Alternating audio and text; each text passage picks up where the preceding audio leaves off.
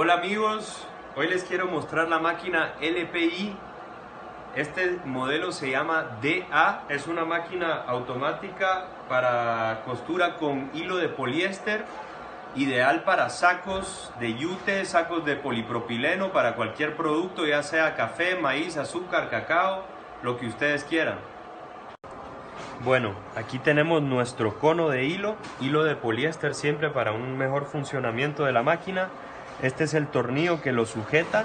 Siempre hay que asegurarse que el tornillo esté hasta el fondo para que el cono de hilo no se mueva a medida que está jalando hilo. Entonces, ¿cómo lo enhebramos? Comenzamos por la barra de hilo. Vamos a introducir el hilo en la parte externa de la barra del hilo. Seguimos el camino, ¿verdad? Y lo introducimos en la salida. Posterior a eso, entramos, esta es la base de tensión, es lo que hace que siempre esté tenso el hilo.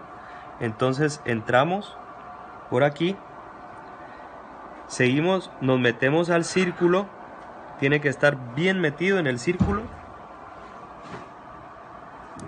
así, y salimos, ¿sí?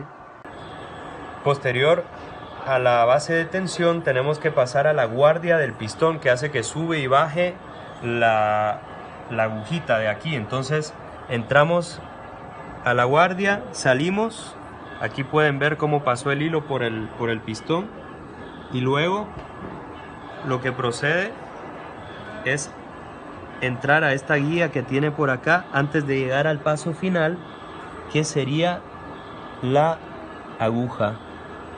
Ya cuando entramos a la aguja, el proceso ha terminado y podemos accionar la máquina.